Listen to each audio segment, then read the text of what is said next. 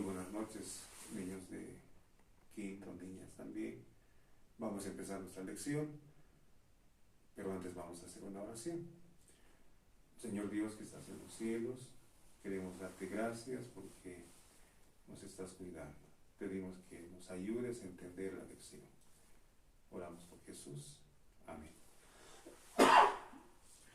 Muy bien, vamos a continuar estudiando lo que fue el coloniaje en América. ¿Cómo se organizó esta colonia?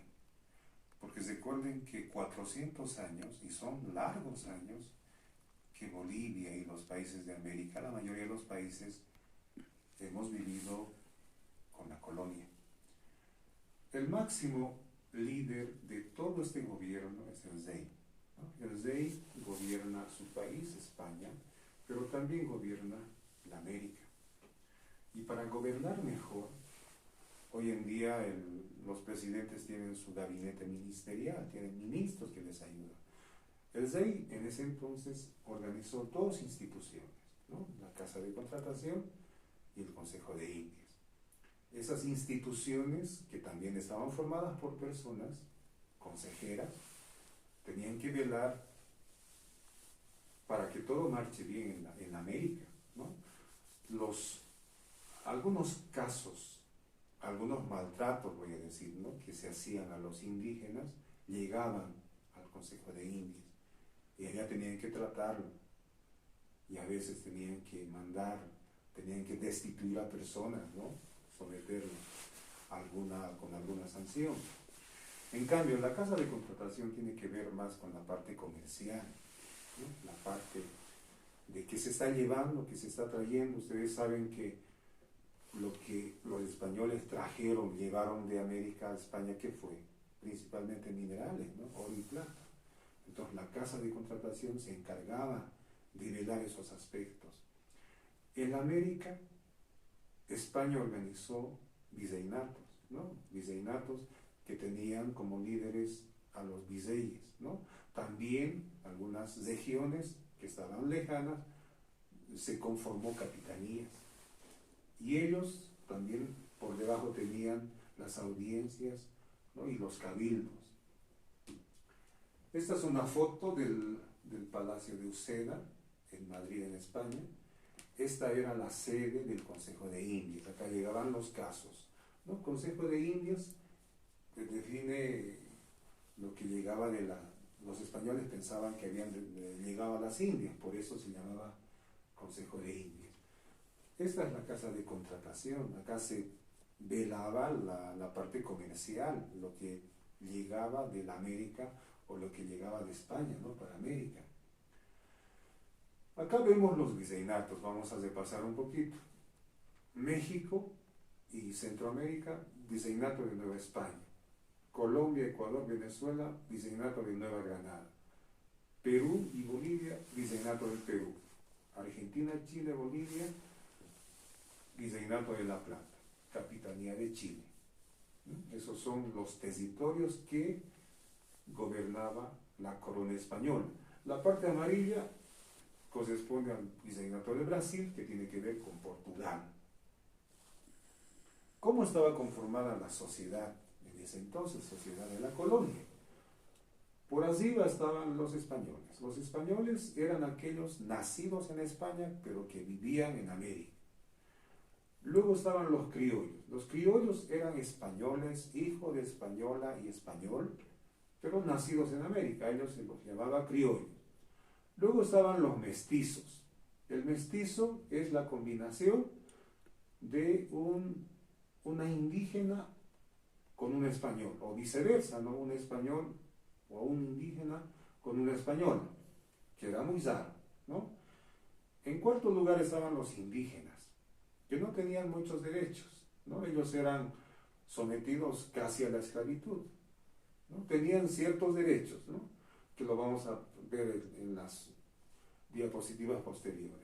Y finalmente estaban por abajo, en la base de la pirámide, estaban los negritos. Ellos no eran considerados personas, los trataban como animales. Acá podemos ver la vestimenta de ese tiempo. ¿Cómo era la economía colonial? Para que funcione esta economía, los españoles obligaron a los indígenas a trabajar para ellos, ¿no? Y para eso han creado, ¿no?, algunas formas de mandar, ¿no?, de obligar. La encomienda, la esclavitud y la mita, ¿no?, tenían que ver con hacer trabajos, obligar a trabajos forzados. La encomienda consistía, se nombraba un grupo de indígenas, entregaban a un español que era el encomendero, y miren lo trágico de esta forma de trabajo. Los indígenas tenían que pagar impuestos, no obstante trabajaban para el encomendero, y el salario era mínimo, solamente les proporcionaban muchas veces vivienda y comida, y por ello, ¿no?, les obligaban a trabajar no 8 horas, ¿no?, como se trabaja tal vez hoy, ¿no? Trabajaban 12, 14, hasta 16 horas al día trabajaban, porque los obligaban. La mita es una otra forma de trabajo. Es un periodo de trabajo obligatorio donde el español obligaba a trabajar en la mina, en la agricultura o en otros trabajos domésticos. Y la esclavitud. Es un poco triste hablar de esta parte, pero voy a contarles de que del África trajeron algo así como 20 millones de negritos, ¿no?, de la parte norte de África. Los trajeron en barcos y a ellos los amasaban. Acá podemos ver un dibujito, ¿no? Los amasaban como animalitos y los vendían, dependiendo de las capacidades físicas que tenían.